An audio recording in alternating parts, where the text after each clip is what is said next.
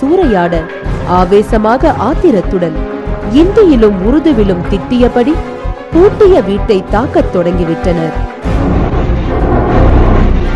முன்புற கேட்டினை கால்களால் உடைத்தும் கற்களால் தாக்கியும் ஆவேசம் காட்டியது கூட்டம்.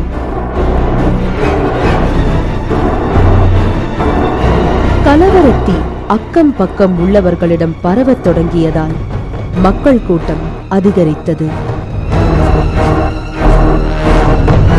இதற்கிடையே தகவல் அறிந்த காவல்துறை சுமார் 50ற்கும் மேற்பட்ட படையுடன் சம்பவ இடத்திற்கு விரைந்து வந்தது. கலவரக்காரர்களை போலீசார் அடக்கத் தொடங்கினார்கள். போலீசார்களுடன் தள்ளுமுள்ளு ஏற்பட்டது.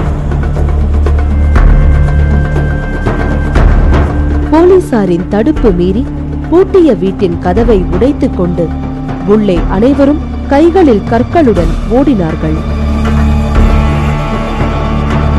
அவர்களின் கண்களில் பட்ட அனைத்து பொருட்களையும் உடைக்கத் தொடங்குகிறார்கள்.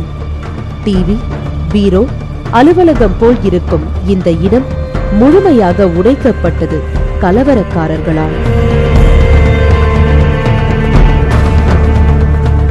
இங்கு நடந்த அனைத்து சம்பவங்களுக்கும் முழு காரணம் இந்த 2 இளம் பெண்கள்தான்.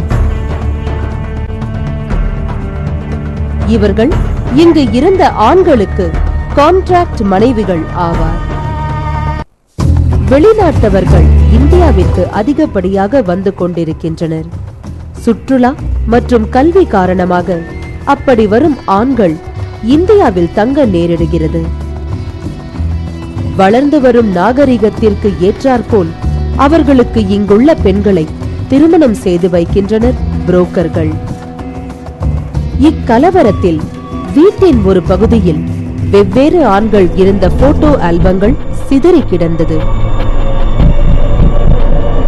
சிறிது நேரத்தில் போலீசார் கலவரத்தை கட்டுப்பாட்டிற்குள் கொண்டு வந்தனர்.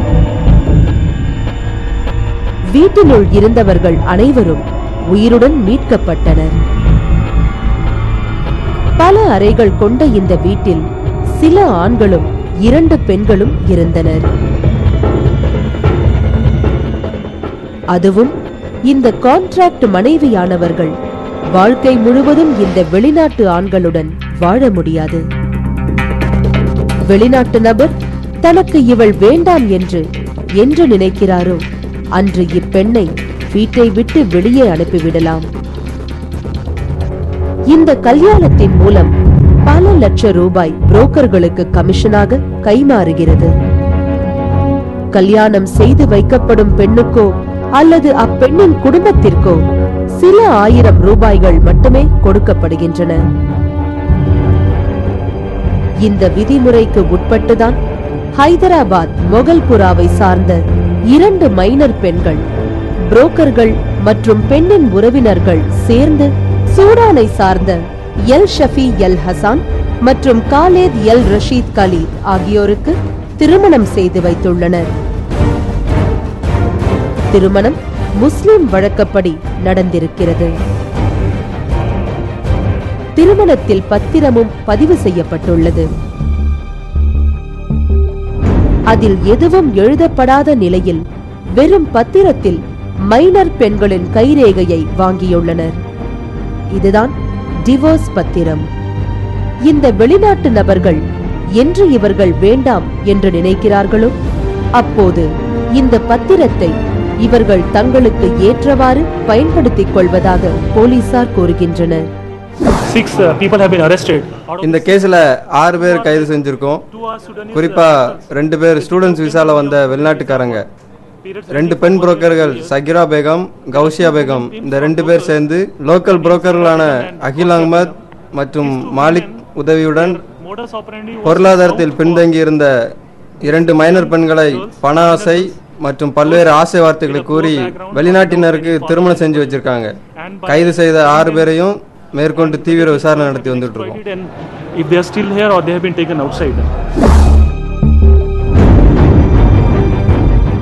இந்த சம்பவத்தில் தொடர்புடைய சாஹிரா பேகம், கோசியா பேகம் மற்றும் சையத் அப்துல் மாலிக், சையத் சகிலுதீன் ஆகிய 4 புரோக்கர்கள் கைதாகியுள்ளனர். மேலும் சூடானை சார்ந்த El Shafi El Hassan, Khaled El Rashid Khalid ஆகிய 2 கான்ட்ராக்ட் கணவர்களையும் மொகல்புரா போலீசார் கைது செய்துள்ளனர். இந்த கல்யாணத்தில் பெண்ணின் உறவினர்கள்தான் பணத்திற்கு ஆசைப்பட்டு வயதை மறைத்ததாகவும், இப்போது அவர்களே எங்கள் மீது பொய் புகார் கொடுத்துள்ளனர் என்றும் புரோக்கர் சையத் சகிலுதீன் சொல்கிறார். मैं भी काजी साहब का भाई हूँ। वो लोग हमारे को